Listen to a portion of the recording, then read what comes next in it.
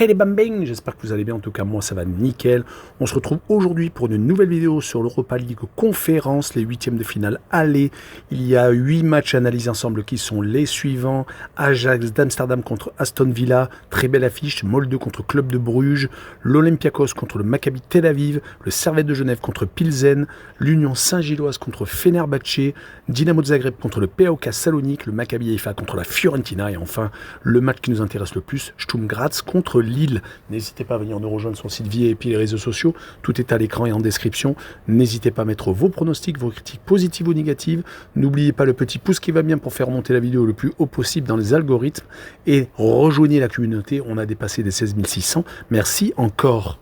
Et on attaque avec la première rencontre Ajax d'Amsterdam contre Aston Villa. L'Ajax a été reversé de Ligue Europa. Ils ont déjà joué un 16e de finale. Ils sont passés très proches d'ailleurs de l'élimination contre Bodo Glimt, le club norvégien.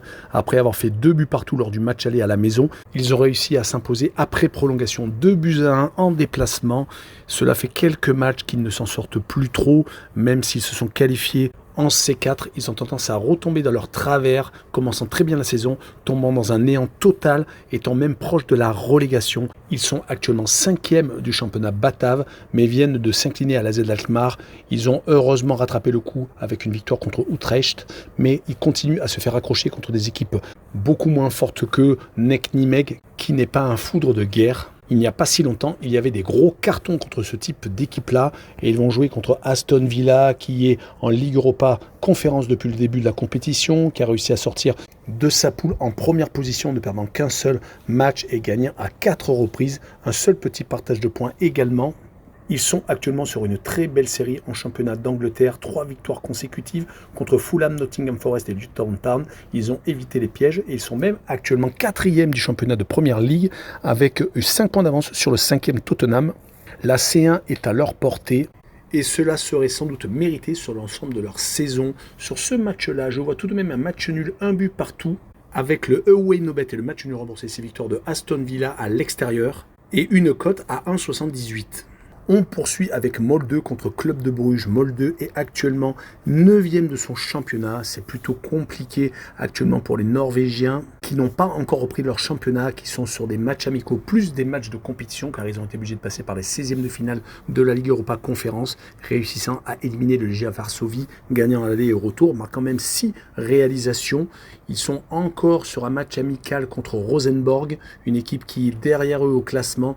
Ils attendent de se tester véritablement contre une équipe qui est actuellement dans son championnat à la 3e position, qui est très mal partie pour finir en tête car ils ont 20 points de retard sur l'Union Saint-Gilloise. Ils ont du mal à enchaîner les séries ces derniers temps. Ils viennent certes de gagner contre Genk ce week-end, mais il est resté sur une élimination en coupe justement contre l'Union Saint-Gilloise et il s'était également incliné contre Anderlecht et fait match nul dans le derby de Bruges contre le Cercle. On rappellera tout de même qu'ils ont fini en tête de leur groupe de C4. Alors que Molde a été reversée de Ligue Europa où elle a fini 3e de son groupe. Sur cette rencontre, je verrai une victoire du club belge 2-1 en déplacement avec les deux équipes qui marquent et une cote à 1,71. On poursuit avec l'Olympiakos contre le Maccabi Tel Aviv. Les Grecs ne sont pas en tête de leur championnat. C'est assez surprenant. On avait l'habitude de les voir survoler le championnat grec. Ils ont 3 points de retard sur le PAOK Salonique et sont juste derrière l'AEK Athènes. Après avoir eu un peu de mal à débuter 2024, ils ont passé la surmultipliée sur les 10 derniers matchs, toutes compétitions confondues. C'est 9 victoires et un seul revers. C'était contre le Panathinaikos. Depuis, ils se sont même imposés chez le leader 4-1 et ont même réussi à se qualifier pour les 8e de finale, éliminant Ferencváros, le club hongrois.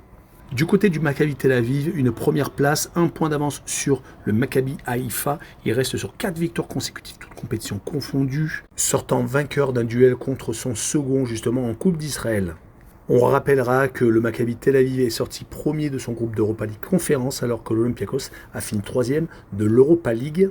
Mon pronostic sera une victoire 2-1 des Grecs avec le plus de 1,5 but pour l'équipe à domicile et une cote à 1,83. On enchaîne avec le Servette de Genève contre Pilsen. Le Servette fait une saison assez extraordinaire. Ils n'ont plus qu'un point de retard sur le leader, les Young Boys de Berne. Ils sont revenus du diable Vauvert. Ils avaient commencé la saison assez moyennement avec beaucoup de matchs nuls. Puis ils ont enchaîné une série de 17 matchs consécutifs sans défaite en championnat.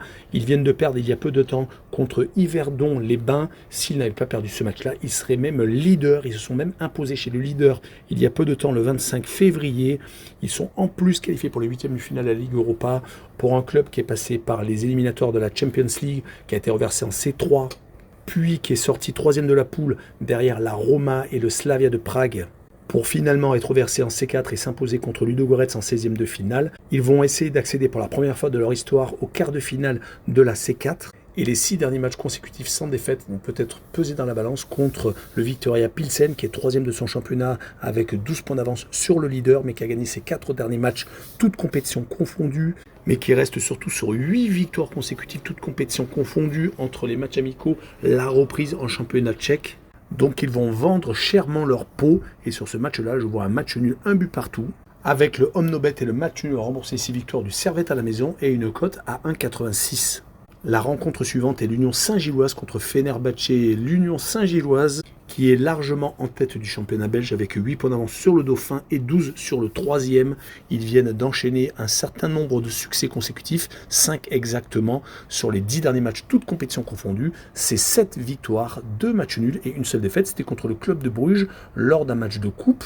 Mais on rappellera qu'ils ont fini troisième de la poule qui comptait Liverpool et surtout Toulouse et Linsk. Ils ont fini malheureusement troisième, étant reversés en Ligue Europa Conférence. Ils ont été obligés de passer par un 16e de finale qu'ils ont remporté brillamment contre Francfort, qu'ils ont remporté brillamment, s'imposant en Allemagne. Ils sont opposés à une équipe tout aussi compliquée qui est seconde de son championnat à 2 points de Galatasaray, qui vient de s'imposer à l'extérieur lors du dernier match, qui vient de se faire sortir de la coupe il y a peu de temps contre une équipe d'Ankara Kuchu, et qui est peut-être plus dangereuse actuellement à l'extérieur qu'à la maison, réussissant à gagner 9 de ses 10 derniers matchs, toutes compétitions confondues, hors de ses bases. Mais j'ai envie de me laisser tenter par une petite surprise à la victoire de l'Union Saint-Gilloise à la maison, 2-1, avec pour assurer le coup les deux équipes qui marquent et une cote à 1,64. L'opposition suivante est le Dynamo de Zagreb contre le PAK Salonique. Les Grecs sont leaders de leur championnat, avec très peu d'avance sur le second. Ils n'ont qu'un point d'avance, mais tout de même, ils sont en tête devant donc l'AEK Athènes et l'Olympiakos. Ils ont sur les derniers matchs gagné 3 fois consécutivement à l'extérieur, à chaque fois en championnat. Ils ont eu une petite dépression de résultats, perdant 3 fois consécutivement, mais se qualifiant de justesse en Cup contre le Panathinaikos, gagnant au match retour en prolongation.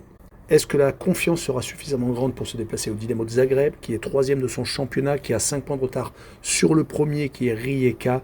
Il vient de se faire accrocher en championnat, faisant un but partout, mais il restait sur une belle série tout de même de 3 victoires et d'un match nul.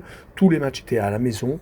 Ils ont surtout réussi à éliminer en 16e de finale de la Ligue Europa Conférence le Betis de Séville, réussissant à s'imposer en Espagne et faisant match nul à la maison. Mais j'ai envie de croire à une victoire du PAOK à l'extérieur avec la double chance N2, une victoire 1-0 avec une cote à 1,67 pour la double chance. La rencontre suivante est le Maccabi Haïfa qui reçoit la Fiorentina. Le club israélien est second à un seul petit point du Maccabi Tel Aviv. Ils sont actuellement sur une très belle série depuis la reprise de leur championnat. Ils sont sur 8 matchs consécutifs sans revers, ayant gagné 6 de leurs 8 derniers matchs. Ils avaient fait un début de parcours en Europa League assez compliqué et se sont rattrapés sur la fin, s'imposant au Panathinaikos, leur permettant de finir troisième de la poule pour finalement être reversés en C4 du côté de la Fiorentina. Ils sont 8e actuellement à 4 points de l'Atalanta qui est le premier qualifié pour une Coupe d'Europe via le championnat. Il reste sur 3 matchs sans défaite, 2 matchs nuls à l'extérieur à Empoli et au Torino et une victoire très importante à la maison contre la Lazio de Rome. Mais on remarquera que ces derniers temps, ils sont ultra irréguliers, s'étant inclinés tout de même souvent, surtout fin janvier, début février, avec des défaites contre Naples, l'Inter de Milan, Lecce, qui faisait quand même assez tâche, également une défaite à Bologne.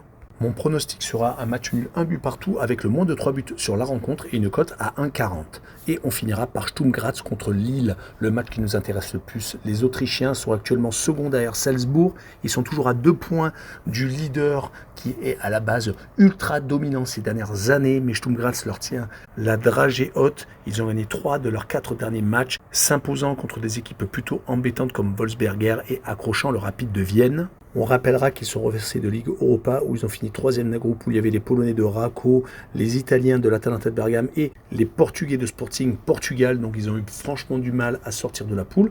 Ils ont été reversés en C4 où ils ont réussi en 16e de finale à sortir de Slovan Bratislava. Le même adversaire qui était à la lutte avec Lille dans son groupe. Les Lillois sont actuellement 4e du championnat français. Ils ne sont qu'à un point de la Champions League.